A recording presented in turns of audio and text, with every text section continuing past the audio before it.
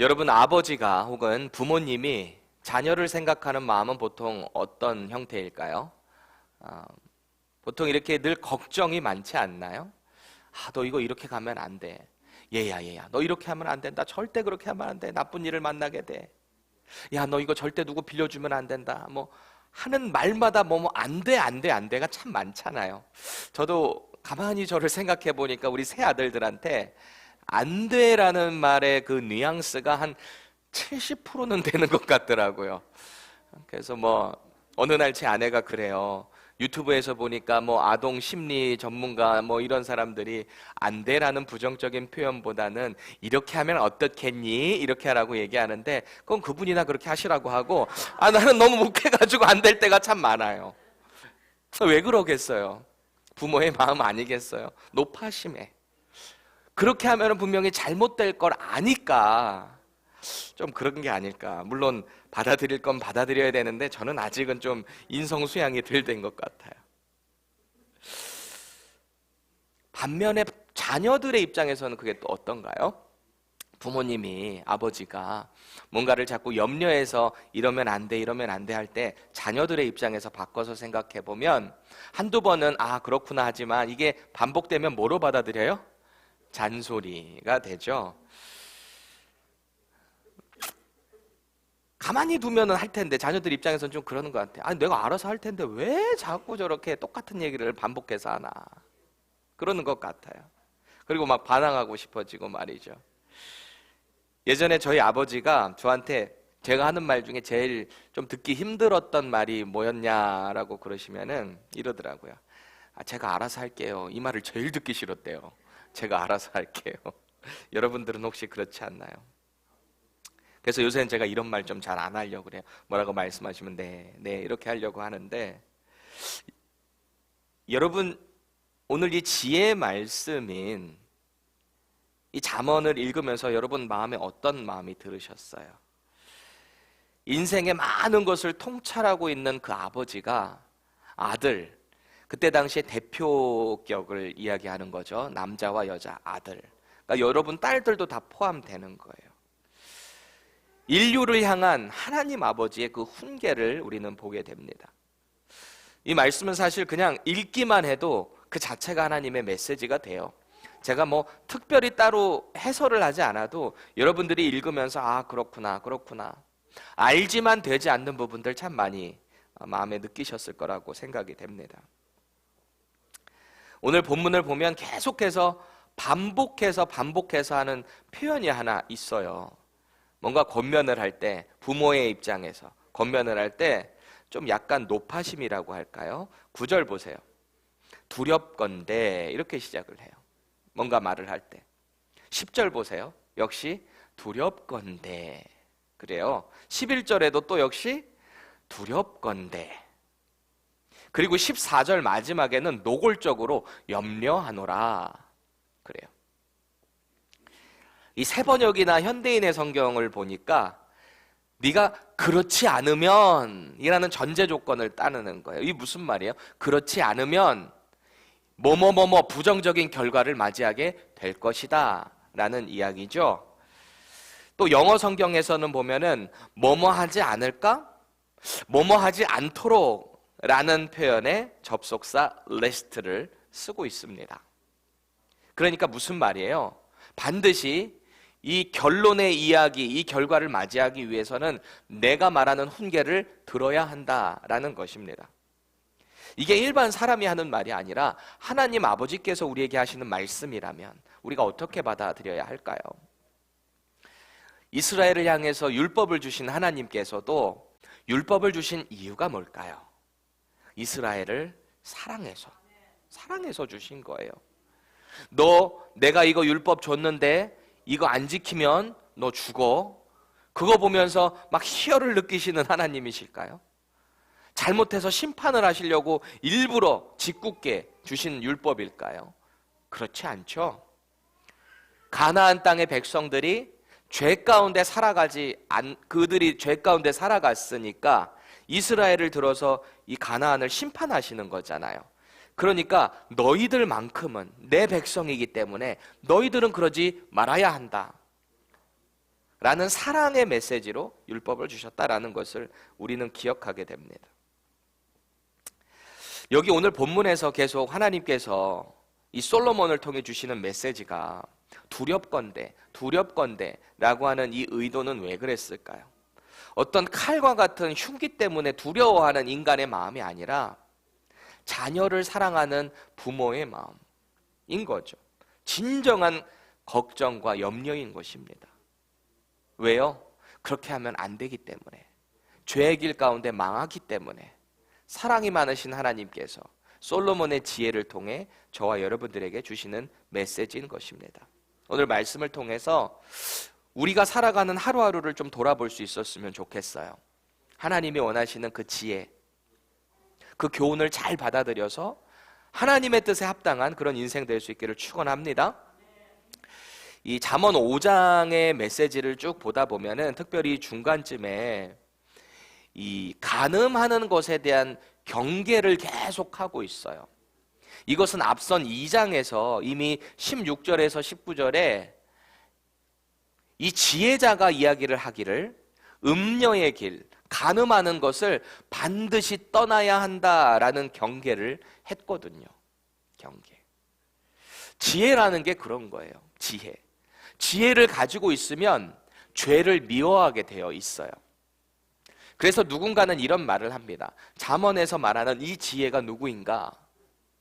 예수님으로 딱 대입을 해도 전혀 무방할 정도로 이 지혜를 가지고 있으면 하나님이 원하시는 뜻대로 살아가게 된다라고 말하는 걸 들은 적이 있어요. 맞는 것 같아요. 지혜에 예수님을 대입해 보세요. 예수님, 그 복음을 가지고 있는 자는 죄 가운데서 허우적거리지를 않는 거예요. 왜요? 우리를 바라보시는 분이 누구신지를 명확히 아니까. 하나님이 나를 바라보시고 내 안에 살아계신 예수 그리스도와 함께 우리가 살아갈 때 우리는 자꾸 죄의 자리를 미워하게 되어 있는 것입니다. 그래서 이미 앞선 2장에서 말했던 그 음녀에 대한 경고를 오늘 5장에서 좀 더 확장시켜서 말을 하고 있어요. 2절 보세요. 근신을 지키며 내 입술로 지식을 지키도록 하라. 그런 거예요. 그리고 3절에 대저 음녀의 입술은 꿀을 떨어뜨리며 그의 입은 기름보다 미끄러우나 그래요.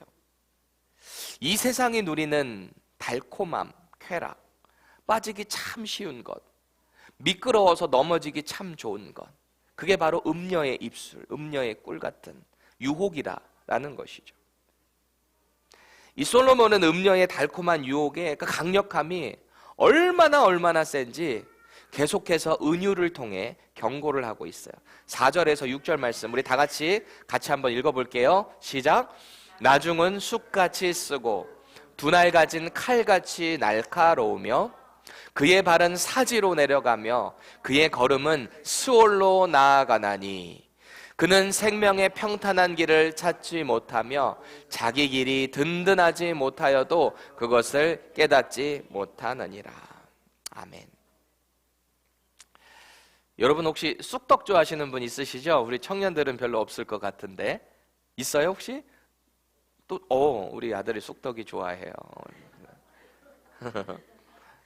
저는 쑥국을 꽤나 좋아했던 것 같아요. 약간 쌉싸름하면서도 약간 그 된장 들어가서 풀어가지고 막 그 시원한 맛이 있잖아요. 그런데 여기서 말하고 있는 4절의 이 쑥이라는 것은 우리가 생각하는 그 쑥과는 좀 다른 메시지입니다. 여기 wormwood로 번역된 이 쑥은 이 광야나 사막 지역에 살고 있는 풀이에요. 이게 또 쓰고 염분까지 가지고 있어서 고대의 근동에서는 독초로 알려져 있습니다. 독초. 그래서 여기에 사용된 히브리어 단어 라나라는 이 단어는 독초 혹은 저주된 식물이라는 의미를 담고 있는 거예요. 다시 말해서 솔로몬은 그 음녀가 유혹하는 입술의 말이 꿀처럼 달콤했다면 그 끝은 독초같이 그 사람을 망하게 한다라는 것을 이야기하고 있어요. 특히 그 음녀의 쾌락에 빠진 자는 결국에 5절에서 6절 이야기하고 있는 것처럼 자신의 길이 지금 스올, 지옥으로 가고 있는 사지, 죽음의 길인 것을 알지도 못해요. 설사 알지라도 도저히 거기서 빠져나올 수 없을 만큼 완전히 끌려가는 거예요. 죄라는 게 그래요. 여러분 경험해 보셨나요? 내가 지금 걸어가는 길이 죄의 길이라는 걸 알면서도 그 죄의 길은 너무너무 달콤하고 자극적인 거예요. 짜릿한 거예요. 그래서 도저히 헤어나올 수 없을 만큼 내가 끌려가다 보면 이미 나는 사망의 길 앞에 앉아있는 모습을 우리는 참 많이 보게 됩니다. 어렸을 때 저희 어머니가 제게 늘 하셨던 말씀이 있어요. 경고죠. 저를 서원하셨으니까 두시가 나중에 목회에 성공하려면 이 세 가지를 꼭 주의해야 된다. 돈, 여자, 명예. 요 세 개만 주의하면 목사로 성공할 수 있어. 맨날 그러셨어요. 돈, 여자, 명예. 특히 이 간음에 대한 부분, 여자에 대한 이 간음에 대한 부분은 평생 조심해야 되는 거죠. 우리 형제님들, 자매님들도 마찬가지예요. 이런 음란에 대한 부분은 그 누구도 장담할 수 없어요. 목회자라고 어떻게 장담해요? 장담 못해요. 저도 장담 못해요. 그래서 저는 제 아내에게 늘 그래요. 나 좀 지켜줘. 항상 나랑 같이 다니자. 여러분들도 저를 지켜주셔야 돼요. 궁극적으로 우리가 정말 조심할 수 있는 방법이 있어요. 그게 뭘까요? 이런 음란, 간음을 피할 수 있는 방법이 뭘까요? 그 방법은 이미 하나님께서 우리에게 주셨어요. 먼저는 마음을 다하고 뜻을 다하고 성품을 다해서 하나님을 사랑해야 돼요. 하나님을 사랑하면 죄와 멀어질 수밖에 없어요. 정말이에요. 예수님을 깊이 사랑하세요. 우리 가운데 어떤 죄의 유혹이 있을 때 예수님을 깊이 사랑하세요. 그러면 죄가 자동적으로 멀어지게 되어 있어요. 안타까운 얘기를 참 많이 들어요. 교회 다닌다고 하면서 저 사람은 왜 이렇게 죄를 밥 먹듯이 짓지? 그런 말 많이들 들어보셨나요? 세상 사람들이 하는 말, 특별히 교회 다니다가 상처받고 떠났다고 하는 사람들이 늘 하는 말 중에 하나예요. 저 사람이 교회 다녀서 나는 안 가. 이런 말이죠. 근데 우리가 이런 생각도 해볼 필요가 있어요. 우리는 죄인이에요. 구원받았지만 여전히 죄인이에요. 용서받은 죄인이라고 할까요? 언제나 우리는 또 넘어질 수 있다라는 가능성이 있어요. 하지만 우리가 언제나 예수님을 사랑하고 하나님을 사랑하는데 우리의 온 마음을 쏟아 놓으려고 할 때 성령님이 우리 도와주신다잖아요. 그렇게 될 때 자꾸 우리는 예수님의 그 성품을 닮아가는 사람으로 변하는 거죠. 그 과정 가운데 가장 초기에 있는 사람을 보고 시험에 들 필요가 뭐가 있어요? 교회는 환자들의 모임이라 그러잖아요. 다 영적인 환자들이 교회 와서 예수님 만나고 말씀 배우고 변화되어 가는 과정 가운데 자꾸 주님을 닮아가는 거잖아요. 근데 이럴 수도 있어요. 내가 예수님을 만났다고 착각하는 사람들이 있는 거죠. 교회를 다니지만 여전히 내 속에는 세상의 것으로 가득 차 있는 사람들. 껍데기는 그리스도인인 것처럼 하지만 그의 삶을 내면을 들어가 보면 전혀 예수님을 영접한 사람이 아닌, 자신을 늘 돌아봐야 돼요. 예수님을 내가 영접했다라고 하면서도 삶에 있어서 전혀 내가 변화가 없다? 그럼 좀 심각한 거예요. 예수님을 만나면 변화될 수밖에 없어요. 예수님은 빛이시래요. 빛이 세상에 오매 세상이 그 빛을 알아보지 못하고 싫어하는 것을 우리는 보게 되잖아요. 아니 어떻게 예수님의 빛이 우리 안에 들어오시는데 우리가 여전히 그 어두움 가운데 살아갈 수가 있겠어요? 진지하게 고민해 봐야 됩니다. 그래서 우리가 그 음란의 죄, 이 간음의 죄를 피하기 위해서는 먼저 하나님을 온 마음과 정성과 성품을 다해서 사랑할 때 가능한데요. 두 번째 실제적인 방법이 있다면 내게 허락하신 그 배우자를 최선을 다해서 사랑해야 돼요. 경주마가 이렇게 딱 눈을 가리는 것처럼 내 안에는 너 있다. 이렇게 배우자만 봐야 되는 거예요. 딴 데 쳐다보지 말고. 그런데 이거 역시 우리 의지적으로는 한계가 있기 마련이에요.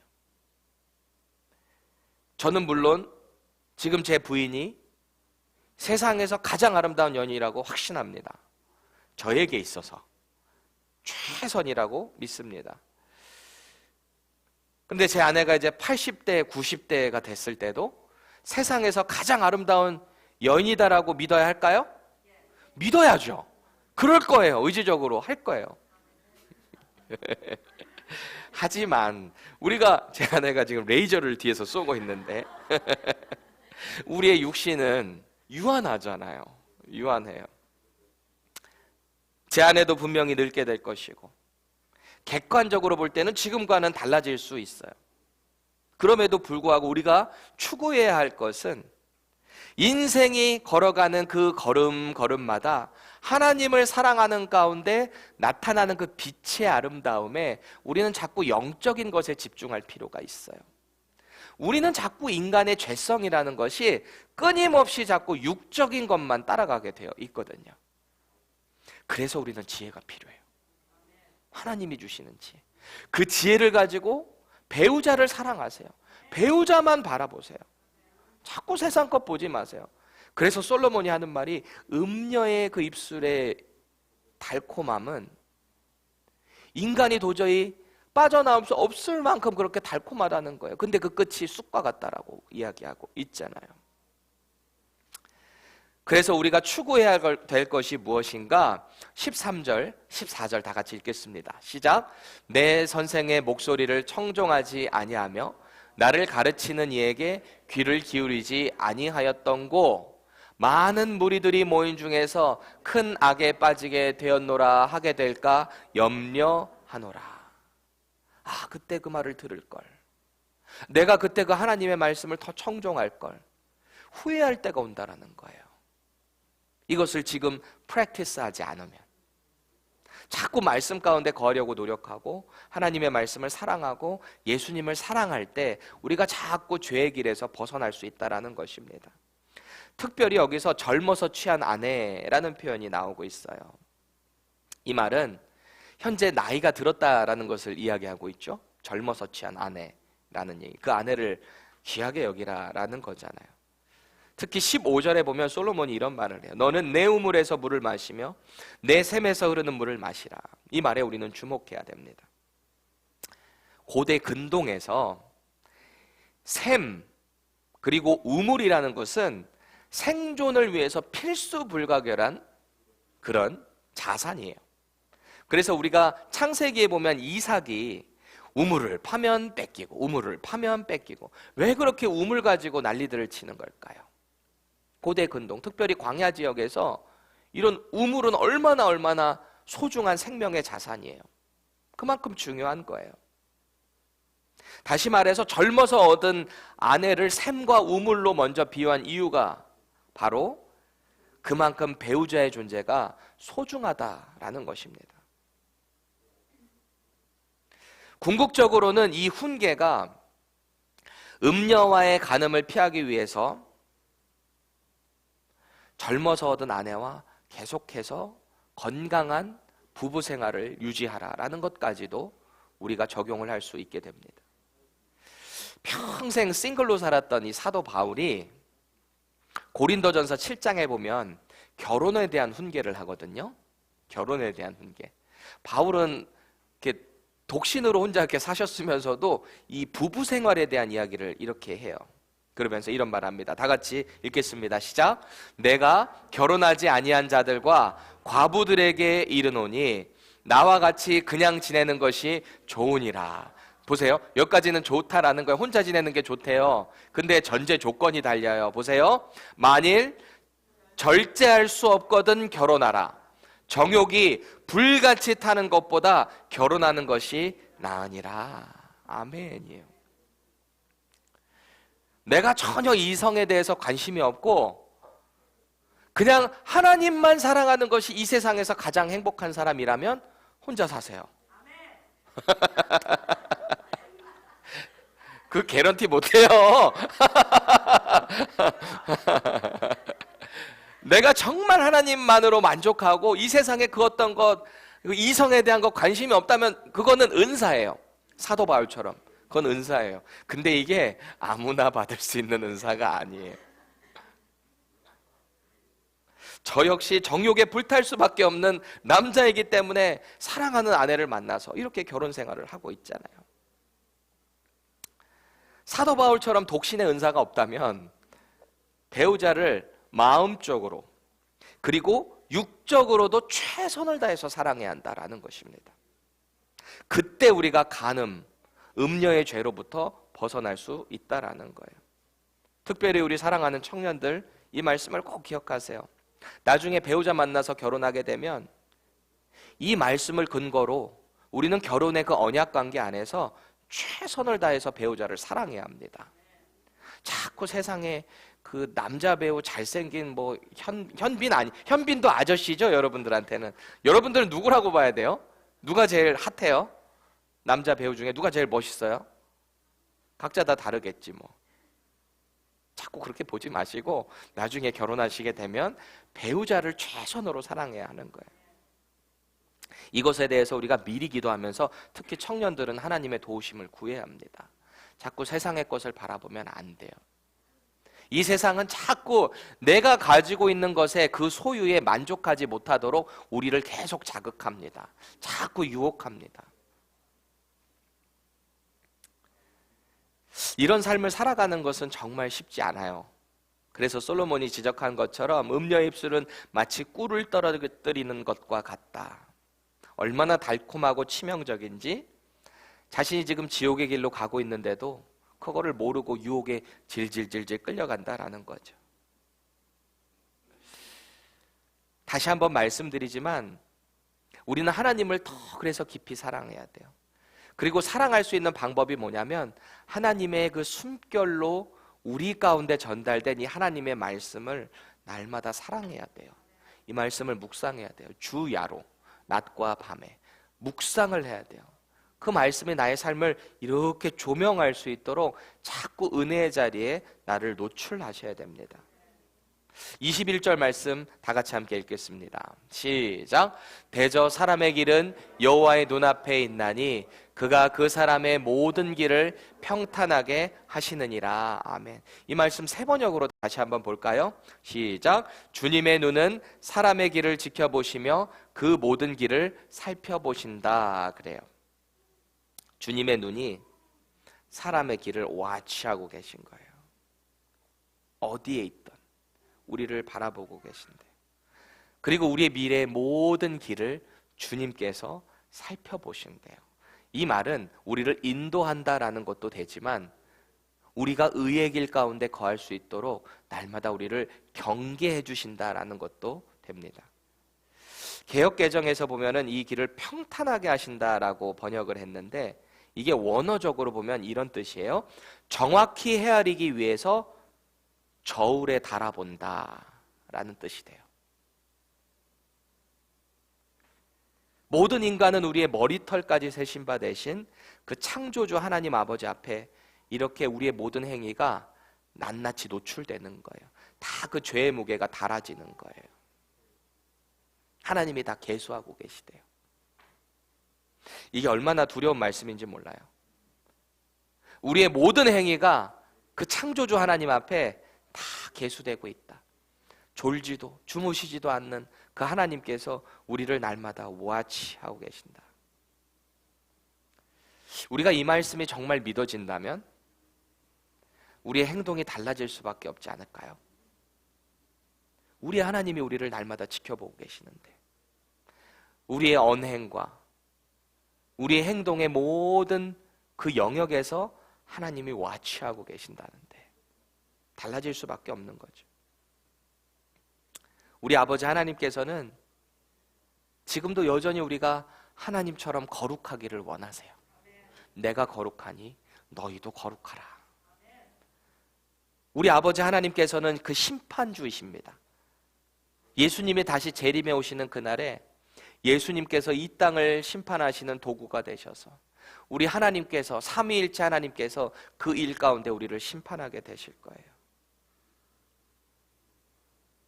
이전에 우리를 죄로부터 구원하기 원하시는 그 사랑의 하나님 앞에 먼저 그래서 말씀 가운데 날마다 우리를 돌아봐야 돼요. 심판받기 전에 날마다 주님을 사랑하는 마음으로 그렇게 의의 길로 걸어갈 수 있기를 축원합니다. 그래서 오늘도 자녀를 염려하시는 아버지 하나님의 그 마음을 우리가 깊이 묵상했으면 좋겠어요. 나는 너를 지키는 자다. 나는 너의 길을 인도하는 자다. 네가 힘들 때 나는 너의 날개가 되어서 그 그늘 아래 너를 거하게 하는 여호와 하나님이다. 그 감찰하시는 하나님 앞에 우리의 거룩한 삶을, 거룩한 우리의 삶을, 우리의 몸을 주님께 드리는 저와 여러분들 되시기를 축원합니다.